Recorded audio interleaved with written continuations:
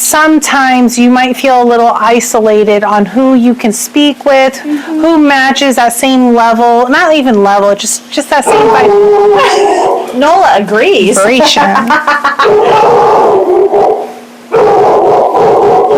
Dug. And there's like woof, woof, woof, woof, woof. Pause everywhere. Pause. Okay.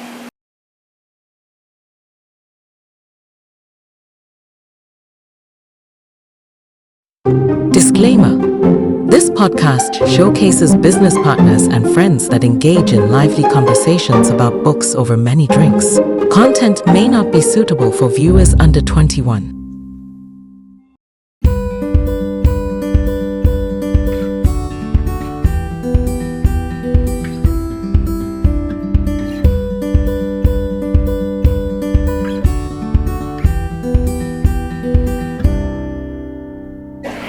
Hey y'all! Hey guys! Welcome to another episode of Books And Booze. We have to do that again, Okay, let's do that. just in case. Just Maybe that's something amazing, but just in case. All right. Okay. Hey y'all! Hey guys! Welcome to another episode of Books and Booze.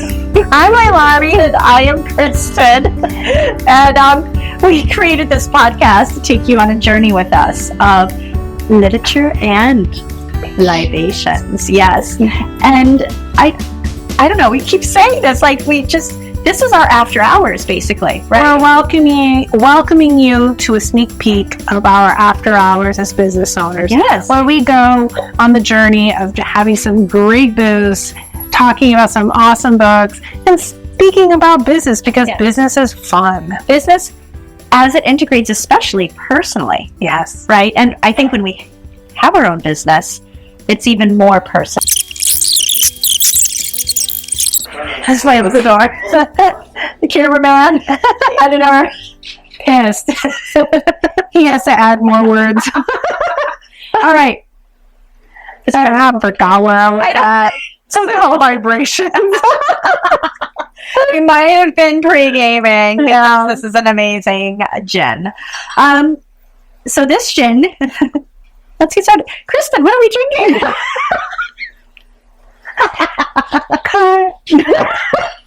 Kristen, what are we drinking?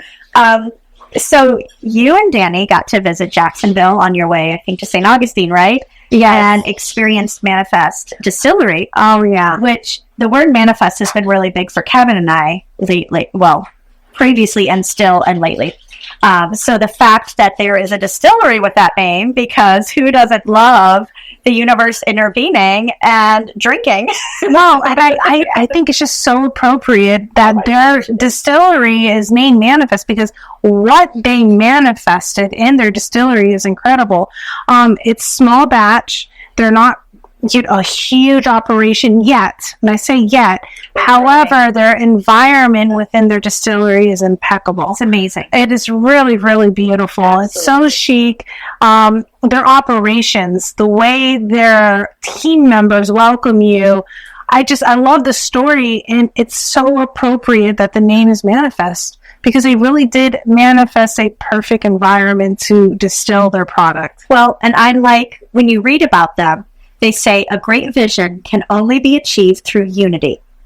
Individual talents and abilities are integral to their success. I love that. They honor. But the sum is always greater than the individual part. So they really recognize how everybody plays such an instrumental role in the success of this particular business. So I love it. And it really just, because that's how I feel about us, what we're doing, our businesses, that we like to call our team members and not employees, right? Because we understand that they're integral to the operation of our businesses. If they're not there equally emboldened with the vision that we have, then we do not have anything. It's so true. So I really love that that's their yeah. I don't know if that's their mission statement. I don't think so, but I mean, what a great might as well be. So Danny, did you make it was a team effort? Talk about team effort. Okay. So I love aviations, and gin is typically the key spirit in an aviation. But I also really love flips. And you learned earlier last year. I like flips too. Egg whites. Egg whites. Yeah. It makes it fluffy and happy. And we actually creamy. We had an aviation flip before with another spirit we were enjoying. It was a bourbon though. Wasn't it? No, it was another gin. I think it was. Okay. But we have an aviation flip here. Yes. So, but it's a very beautiful small glass. So we also have a backup. She's got a backup too. I got a bigger cup. So anyways, Manifest Distillery, beautiful spirit. Yes. We're about to enjoy it as an aviation flip. So cheers, y'all. Thank you. Mm-hmm. Oh, boy. Yep. I want to scream out sidecar, but if I get a sidecar of this, I won't make it through the episode. So no sidecar. But it is so good. It is. Oh, wow. It's so good. So yes. Good. Oh, my, really well balanced. Great job, Kevin and Tanny. I don't know where you're going to be able to do part 2. It's so good. So, y'all, this book is written really in one big thought. So what we've done in our recording is we've kind of broken them in 2 halves. So you just watch part 1, part 2. We did that kind of in one sitting. We did a refill. Yep. And that's what we're going to do today. So we are starting with what you guys see as part 3. It's the second half of the book. Yes. So we're keeping going here. And so Infinite Possibilities. Thank you so much for introducing this incredible book. You're welcome. And thank you, Mike, for making this. Mike Dooley is the author. He's associated with a lot of, I should say, high-level people and other authors that are kind of on this new thought era, new thought movement. Sorry. Which started back early industrial. We read the Science of Getting Rich. Yeah, so it's a whole new thought process, but it's not that new, to be honest. It blends Eastern philosophies. It's not that new, but like anything new, it takes time to catch on. Sure. Right? And so where Science of Getting Rich was 10, 20, 30, something like that. It was back in the early 1900s. Boy. A couple of generations in now, we've got a newer generation of authors that came out in the 70s and the 80s that are popping out books, building on what he's... Building on it. Sure. Yeah. And they're taking things that we've discussed. You know, Mike was raised Catholic. I was raised Protestant Christian. So there's a lot of things that he references that I can recognize. Yeah. But we also can take this back to ancient scripts and other things. Manifestation is such a huge part of people's personal lives, but it's becoming a really huge part of business lives too. Because you want to think about what do you want for your legacy, right? You started a business to do what was right for your family. Family first. Family first. I almost think that you go in and you start thinking in a business, I want to achieve this particular goal. And in order to achieve this goal, I need to open up a business, right? So you think about things in steps. Mm-hmm. Open up a business so I can achieve this particular goal. When you go and you open your business, you're operating in your business, you achieve that goal, you go on to the next one, to the next one, and the next one, and the next one. I almost want to say that it doesn't, I guess you could say, okay, manifesting is in that, but just the wanting of something, period. So whether you call it manifesting, whether you call it praying, or whether you call it acting, whatever it is you're taking. Meditating. Yeah. Hoping, dreaming. You're taking those steps to get to that end goal that you really want. It's just that he broke it down. Right. Yeah. So we spent the first half of the book really understanding his philosophies, thoughts become things. Mm-hmm. He dug us into beliefs and how integral those are. And then emotions. We wrapped up our last episode really digging into those tender emotions and then starting actions, right? Yeah. Because you really can't, you gotta put your money where your mouth is, basically, right? So he digs in the second half of the book and really talks about gifts. Yeah. And he talks about hunches, instincts, impulses. I almost said already. I love it. It's so good. I know, right? These are what he considers those gifts. And this takes me back to one of the things that unlocked for me the fact that I needed to change, I needed to shift my mindset, I needed to view things differently. I had listened to The Greatest Secret by Earl Nightingale, or The Strangest Secret by Earl Nightingale. And in that, he says something along the lines that we place a lot of value on material things. Those are all replaceable. But those things that are true gifts, your creativity, your drive, your passion, those things come free to us at birth. Yeah. And we just take those so casually. We don't honor those and really embrace those. And I think Mike wants us to get back to that, which I love, right? Because those things, those hunches, those instincts, those impulses, your drive, your desires, that's a gift. Yeah. And it's worth so much more than a Mercedes or a $3 million, beach house, because those material things only feed that feeling for a very short period of time. And once you have it, you want more. Exactly. And heaven forbid it goes, you can get it again. But you lose your creativity, you lose your drive, you lose your passion. That's the end. You know what I mean? Or you need a lot of help to how do you get back to it. Yeah. So, yes. So he talks about gifts of knowing. And this is where he really gets in. And y'all, if you haven't watched our other 2 episodes, Mike, this whole book is really, it's a very spiritual approach. And Leilani and I have already been super vulnerable, especially I think the previous one. Yeah. Where it was like, okay, you're either, this is something you're interested in, you want to go with, and we're here on this journey with you, or this doesn't resonate with you, and okay, no problem. We want to hear your feedback no matter what. But Mike talks about the fact how we all truly are connected. And I mean, we're made of stardust, if you really break it down, right? Energy never dies. It only transfers. Yeah. So he talks about this connection through us. So, okay, how does someone who is rather scientific minds, I got to question everything, the 100 monkey, what is it? I think that's what it's called, right? The 100 monkey effect? Oh, remind me. 100th monkey effect. So this is when once up to 100 monkeys, I guess, change a behavior that benefits the pack or the tribe, whatever the monkeys is called. I'm not sure. Sorry. Don't judge on that. That it somehow becomes known throughout the species globally. It's very interesting. Okay. Yes. I remember this. I've heard of this before. And then I read it again when reading this. I wonder if this was a new version. The book I have the original. It's the older version. I have version. the anniversary edition. So I wonder if he just added this in. Okay. Maybe.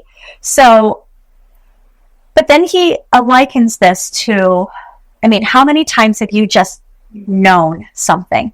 Oh. You don't know how you know, but you just know. You get the hunch. Your intuition. A lot. I get it a lot.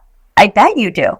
Because you especially, if you guys have listened to our last 2 episodes, especially on this book, Leilani was not raised spiritually, specifically.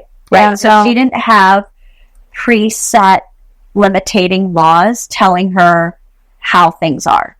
Well, just not in the biblical sense. Not in a religious sense. Religious sense. And religious often hits on spiritual. So you may have had those, what do you know, they grow on trees, Leilani? Yeah, the social stuff. The socially limiting beliefs. Yes. Sure. Yeah. But you didn't have the spiritual ones. No, and actually, I between you and my husband, because both you and my husband were raised very much in the religious aspect of things. I actually have to refer back to you guys a lot when I don't understand, like, what does this saying mean? I don't understand it, and you guys will break it down for me. Which, thank you. No worries. And it's not, I love how I was raised. I was raised with so much love and empowerment. You know, I feel like there's different perspectives people can take on being raised religious.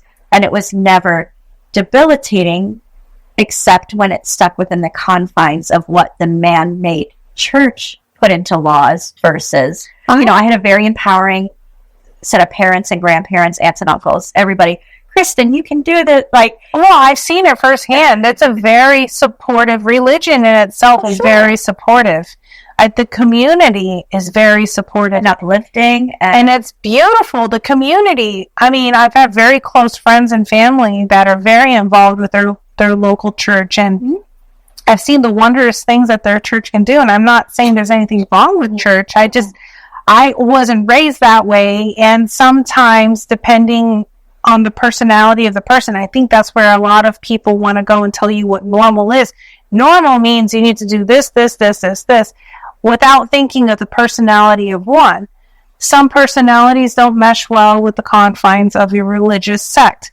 Not sect, but a religious group and that society and all that, and they divert one way. And the unfortunate part is when you are part of a religious area, and what I've seen, guys, you don't have to agree with me, okay? Again, I wasn't raised this way, but what I have seen is judgment plays a huge part of religion.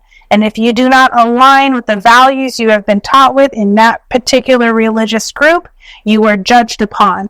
And that part I don't agree with. Yeah. And so what ends up happening is anyone who does not agree with whatever confines that religion has, they divert into another area, and it creates friction. It becomes another congregation or even another religion, maybe. Or they become the loner. And that's even worse sometimes. Sure. So I know I had referred in a previous episode, Mike's journey of taking some of these different gifts. And he calls one of the gifts, obviously, hunches, instincts, and impulses, but also gifts of creativity. Yeah. And how that kind of catapulted his business. I referred back to when he needed to add a dolphin to his, feedback was your business would do better if dolphins with inspirational sayings. And, he tried to use all these various poems with dolphins, but it wasn't until he let his essence, his true him, authentic self. Yes. His true authentic self that was not brought up in a... Well, he was, but he was starting to break free from it. Thank you. Yeah. Break free from. He was starting to challenge different perspectives. Yes. Right? Just because. We'll just let that like go. So, he talks about the gifts that the desires that we have turn into dreams, and those are gifts in themselves. So, he talks about hunches, those intuitions, creativity, and dreams. And he says that dreams are only selfish if you believe in scarcity and lack. And we get this a lot, right? Like, I even have had friends who are like, I don't want to be perceived as worldly or, not giving because I want something good for my family. And I'm just like this scarcity mindset. It feels like a bad relationship, right? Yes. So when you're in a relationship and this person's going and telling you, I can't believe you did that. That's so selfish of you. You should have done this. You didn't think about me when you were doing this thing. You should have been considerate. It's like, oh, I'm sorry. Wait, I'm selfish because I took an act thinking about me instead of you, but I'm selfish. You know what I mean? Like I should have thought about you first before thinking of what was better for my well-being, but I'm selfish because you were not in the forefront. So who's really selfish here? You see, that person who should have, right? The person who's challenging you is truly selfish, because why can't they say, great job, that's amazing, teach me what you did. So that's why I'm saying it's like that's why I feel like it's a bad relationship when that happens all the time. You should have had me in the forefront. I should be a priority. Me, but yet you're selfish. That's the part I have an issue with, and that happens a lot with that mindset of when you feel like I shouldn't do that, this is worldly, I should want to be down here instead of up here, I shouldn't want more for myself, I should be happy with what I have. And I'm here to tell you, no, want everything, boo. You just do it. If you want everything, there's nothing wrong with wanting everything. And I think sitting out, just even outside, you've been in my backyard many times. Yeah. Like plants, flowers, especially here in Florida. I mean, we're in the tropics. So talk about lush and abundance. Yeah. like there is so much life and growth, almost to a stress point, because I often, right, our plants look taller than us quickly. Yeah, like, how do we not have dinosaurs still? That's like Jurassic Park. The cockroaches. Right? Yeah. So there is just, the world is just, this earth is so abundant, and it just wants to feed. You cut it, it will grow again. Yes. If you trim the hedges, you have a bush and you want to keep it perfectly squared. You can trim it in the summer seasons once a week and the winter seasons once a month. But what I'm trying to get to is you trim it, it will grow again. So if you're coming from a scarcity mindset, says I'm never going to trim it because if I trim it, it will not grow It'll again. actually die. It will die. Yes. Or you can come with the mindset of abundance and say, I'm going to trim it because I want it to be a certain shape, and I understand later on it will regrow and I will be able to do it again. And this time I'll be able to make it even more, a heart shape or whatever shape you want. Yeah, because it's going to regrow again, that you can reshape it if you want to. Yes. And that's honestly where Saige, for Saige Consultants, that's part of what inspired me for the name. I have this plant that at this point is probably 5 or 6 years old. And I learned to keep it growing and thriving, I have to cut it way back multiple times a year. And cutting it way back means either using it for various things within my household routine, or I just have to cut it and recycle the scraps. But if I don't, she'll choke and die. But she is this thriving plant, beautiful, and I've had her through 3 residences that I've lived at. She has moved with me 3 times, and she is still, so that means she's more than 5 years old. My goodness. So this is where Saige really spoke to me, that for something to grow, and when I read this, and there needs to come a cutback, but you can't live in a scarcity mindset. You just have to cut back in order to make room for more. Yes. Yeah. So Mike gives you a solution in this part of the book for how to get back on track, right? Maybe you've gotten distracted, or you're just not there, or you're stressed or overwhelmed. And it's 4 simple steps. Be yourself. And this is you. Yes. And this is where, cheers to that, my friend. This is where Leilani and I have said, you know what? Some people are going to be on board with a manifestation video and some will not. No problem, but we are being authentically us. And we have to be okay with that. We have to be, because this is where we're at on our journey, what we believe, and what, I don't know about you, it works for me. It works for me. Because you can only keep up the act for so long. Yeah. If you meet me, and I'd like to think about it as, guys, but you're seeing on camera, this is me. You meet me on the street, this is me. You meet Kristen on the street, this is her. We're not any different. Well, you're getting us after hours, right? So we're no different on camera versus off camera. And that was important to me. Mm-hmm. Now, at the same time, though, it was also fearful for me, because sometimes you come in with the mindset saying, am I enough? Right? Right. Am I worthy? Are people going to like me? Are they going to accept me? Are they going to align with me? Yes, because this is how we are. And at the end of the day, Kristen and I have come in with saying, you know what? Not everyone will, and that's okay. And that's we're here to us. Yeah, we are here for you. Yeah, you that's still listening. Yeah, and we really, really hope that you're just seeing us banter back and forth, and maybe we awaken something in you. We made you pick up this book and fumble through the pages and read a little bit of it, or reach out to us and say, hey, can you explore this a little bit more? Something. And that just feeds us. So we're like, yeah, we're here. We're doing what we're for you. Yeah, we're here for you. Yeah. We're doing we're on this journey together. And we're doing what we want to do. Yes. So he says, talk about being ourselves. Here we are.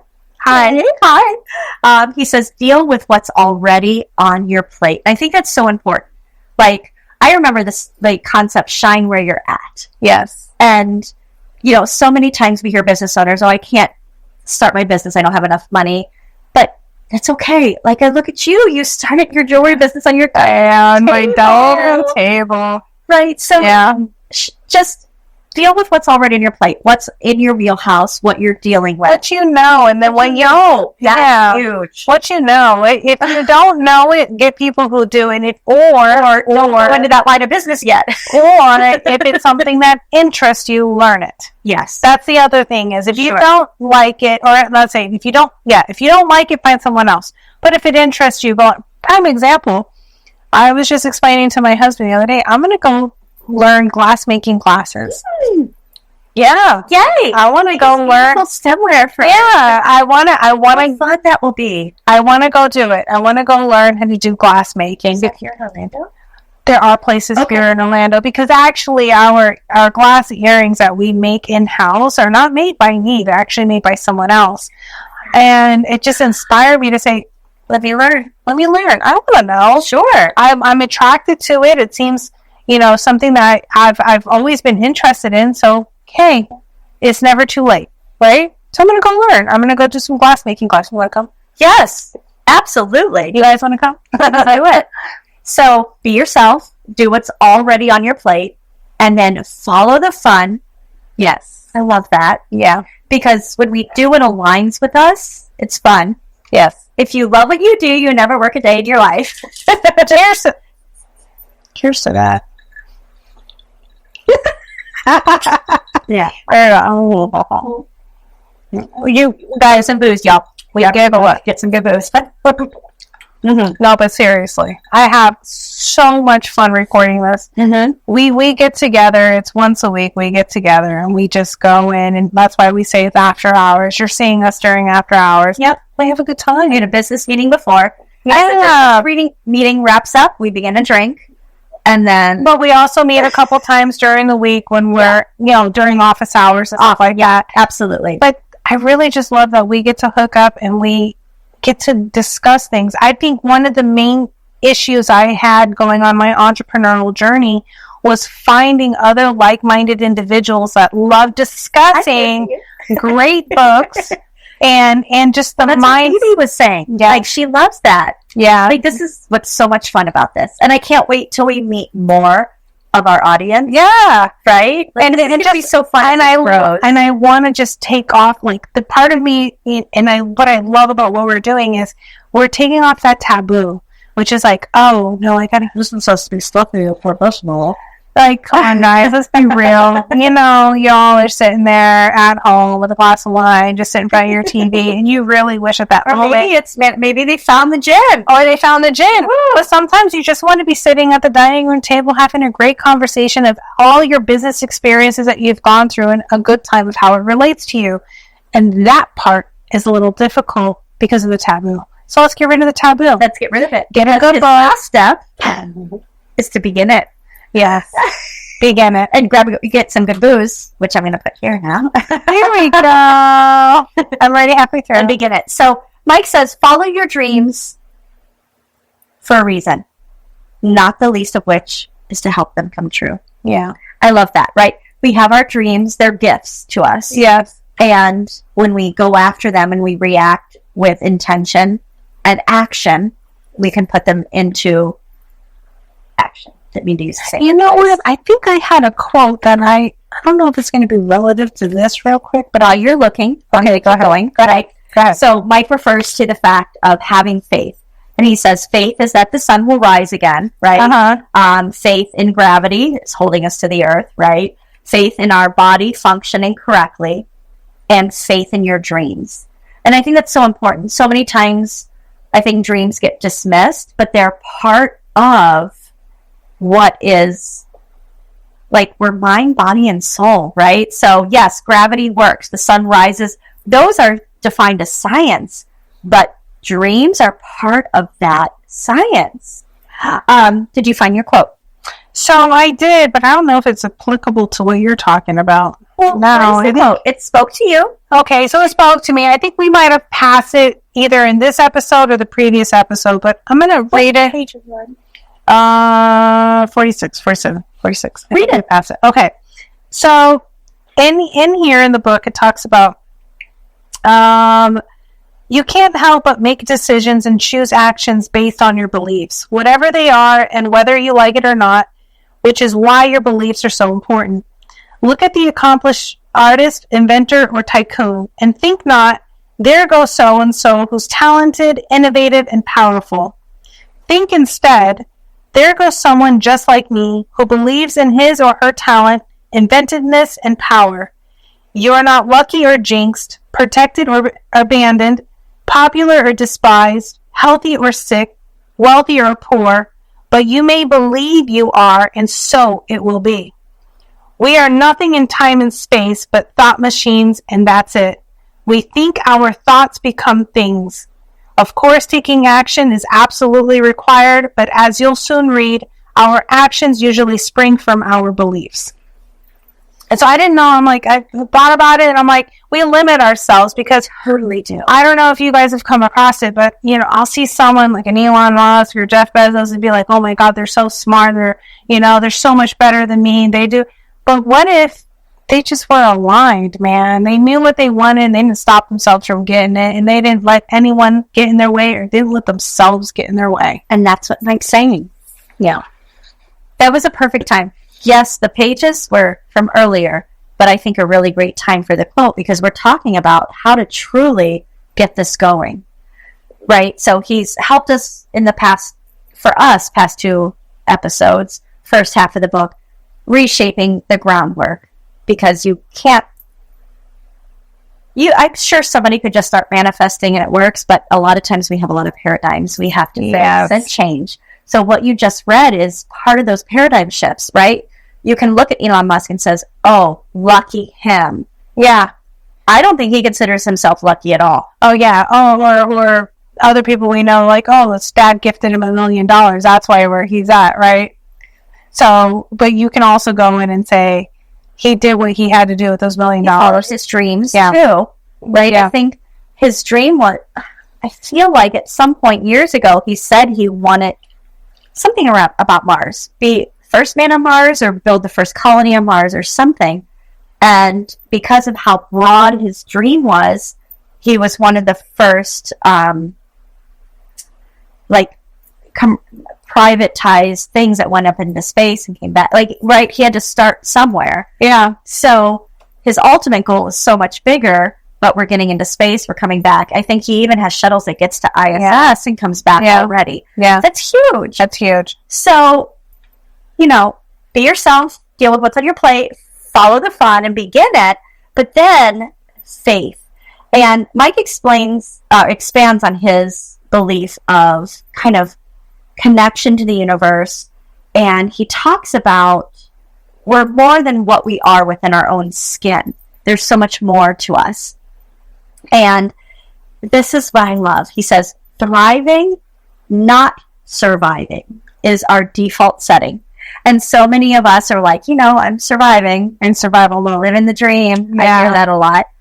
But when you just take a moment and walk through a field or a place that isn't man-infested, I don't mean man as in man. Human infested, right? This is not guy bashing at all. Yeah. Like the abundance of life that is just everywhere. It's beautiful. Yeah. And I even think back to, I've seen pictures of Chernobyl. I was just about to say that. It didn't take very long for nature to take back over again. And take ownership of that. Some might say it's because of radiation. But, hey, I'd like to think that just because humans aren't in there messing everything up. So true. And this is where Mike gets in the book. He's like, remember when you were a kid and you were asked to make a list of what you wanted? Yeah. As kids, we weren't worried. If I asked for the Barbie dollhouse and the Barbie van and this, I wasn't worried that I was going to get one or the other. I just listed everything. Everything, yeah. Right? And that's what he says. Like, get back to that. Why not put out there everything you make want? your Christmas list. Make your Christmas list. When I was younger, I wanted so many Disney movies, like on VHS, right? Because back then, that's what we had. We didn't have... There was DVD. Yeah, there was VHS. I had made a list. It was like 31 different movies on there that I wanted VHS of. And it didn't matter. It was selfish, right? No, we don't think like that as kids. Yeah, or that's not what we want. Unappreciative, ungrateful. Yeah. Whether we believe it'll happen because we believe in magic or we believe in Santa Claus or whatever. Like, we just believe it'll happen. And we just wanted it. It didn't matter. There was no thought of, I shouldn't want all that. I'm being too much or whatever. I want it. And you wrote it down. Get back to that. Want it? Write it down and don't worry about the other BS. See it? I want it. I got it. Yeah. So he really challenged us that it's our thoughts that stretch us.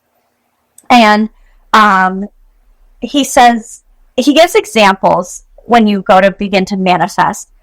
For example, if you want a new job, you don't ask, I need a new job, I need a new job, I need a new job, right? He says, ask for a career that is fulfilling and exciting. Yeah. Or maybe you feel like you need a new relationship or a new friend or partner. He's like, don't ask, and like, I need a new girlfriend or boyfriend, right? He says, ask for celebrations, fun, and laughter. So he's like, take it to kind of a more broad. Yeah. When you're asking. Yeah, because if it's just like, I want a boyfriend, I want a girlfriend, you can come out with a toxic girlfriend or boyfriend, but what do you want out of that relationship? What emotions do you Yeah, it's like getting down to the why. Why do you want that boyfriend? Why do you want what emotions are you trying to invoke by having that boyfriend or girlfriend? Not just to have one. It's very easy. You really want a girlfriend or boyfriend, there's ones halfway around the world that'd be more than open to give you that status. But what is it you're really looking for? And I love this example of a pilot, right? Like everyone, like a pilot gets so much credit, and they do. You have to study hard, you have to understand a plane, and you have thousands of lives But in truth, a pilot has to just know the destination where they're going and help the plane through a little navigation. But the pilot so much has to let go and trust that the plane that was built will function correctly, and the team at the tower, I don't know what they're called, but that they're going to be like, okay, you're clear for landing, and maybe if it's a big airport, on landing strip A3 or whatever it is. So, pilots are integral and they're important, but there's so much they have to kind of let go of, and they have to like, okay, I'm flying from New Orleans back to we're taking Kevin and Kristen and Danny Weivani from New Orleans back to Orlando. But there's so much that they have to like respect and just kind of let go and trust. And so this is what Mike's trying to help you think of. Like, he's trying to teach you truly how to manifest. And he wants you to think like a child, right? And if you can dream it, you can get it, right? And then don't worry about the hows and the logistics of everything, because there is an endless supply out there, he says. And that's what I see with the universe. I go in my backyard, I see an endless supply. Yes. And that we talked about Chernobyl, right? And he boils it down to, as well, when you're starting to manifest, is act as if you already have it. I love this one. I love that, right? And I've listened to other people with their manifestation techniques, and same thing. There was a young lady, I think Regan was her name. She was really tight on money, but she loves, I think it was blueberries, and she was at a grocery store, and she's like, I couldn't afford it, but I really want it. And this is what I appreciate. Mike does say is, don't spend what you don't have. Yes. He's not telling you to throw caution to the wind and be reckless. So I just want to build on acting as if. Right. So his acting as if is you are acting as if you already have this particular item that you were wanting, or this job that you have been desiring, or this vacation you've been wanting to go on. Act. That's a sign of a happy puppy. Yeah. You're acting as if you already have that item.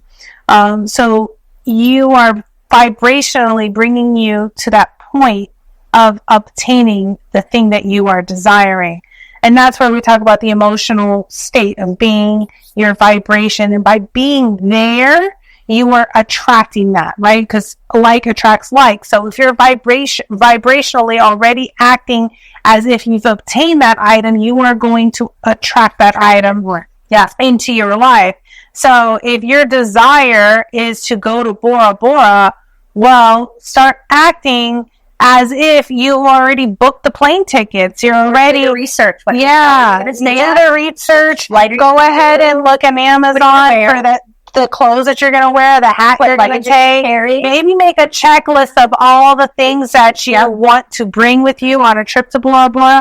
Talk about it. You're already acting as if going to Bora Bora. the plane tickets are booked and you're ready to go. Yeah. So by doing that, you are just encouraging the universe to bring it to you and creating an energy around that much quicker.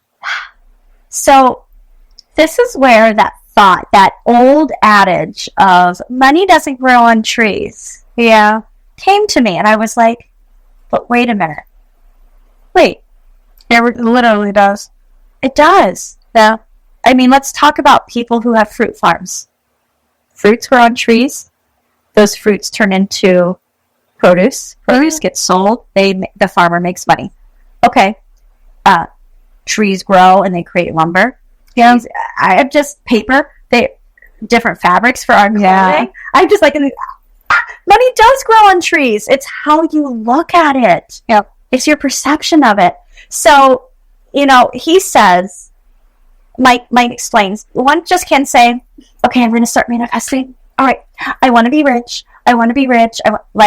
You got to dig deeper, right? Yeah. There's why, and you even said this, why do you want to be rich? I think one of our modules, we talk about it. You want the big house, why? And so I'll give you a little sneak peek into that. You want to be rich. You want a big house. Why do you want the big house? Are you trying to grow your family? Which is why you want a bigger house with more bedrooms, because you're already thinking of your expanding family. Are you a person who likes to entertain? Why do you like to entertain? Because you like the closeness and the connection of your familiar relationships. So you want a bigger home so you can entertain more of those relationships. There's always a reason why you want that. Dig down into that. Dig it and hold on to that. Yeah. And focus on that. Mm-hmm. And he kind of wraps up this, I guess, 3/4 of a book. Now we're working in chunks here, where he refers to various additional spiritual texts. And one of those that really resonated with me is basically ask and you shall receive. Yeah. Knock, the door will be open. So if you have these dreams and you're not so worried about how these dreams will come about, or you're not worried about them being selfish. Yeah. Yeah. Just like childlike innocence. Dream it, go after it. Yeah. Embrace it and begin to put it into action, right? Well, not carelessly, but how can you research the cost of the flight, or how can you, that dream house in a certain place? I look every day at the cost of houses in New Orleans because I'm going to have a home in New Orleans very soon. One of my favorite cities. Yeah. I think the great thing about technology nowadays too, YouTube, like what we are recording on, it's great for visualization. Absolutely. If you're looking at your houses in New Orleans, you can currently look at realtors who are posting videos of houses currently for sale. And so then you go and you're like, oh, I like that bungalow. I don't like that one. I like this townhome.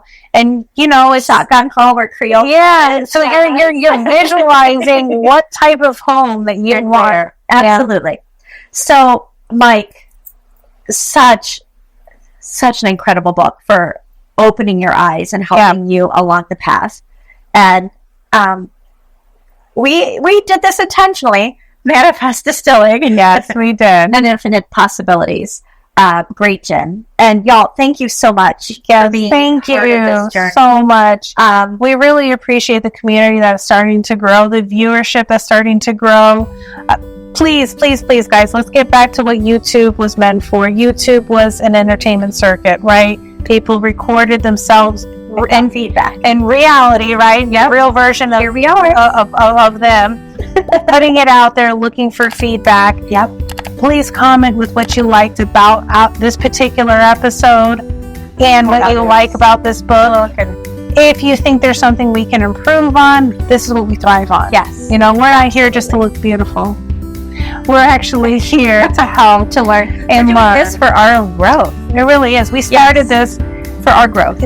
This is not meant for us to make millions and billions of dollars. However, we are here because we want to share the thoughts that are coming out of our head, and then way for us to sit here and have fun. Yeah. And if money is a byproduct of all that, so be it. Cheers to that. Yeah, it will be done. So, y'all, thank you so much. Please help us grow this community. When you like and subscribe, that's great. Sharing is powerful, Yeah. right? Who needs to hear this? And while you're at it, why don't you pick up this book and grab a great book Get some great booze. and get an amazing buddy to share it with. All right, y'all. We'll see you next week as we wrap up this book. Thank you. Bye.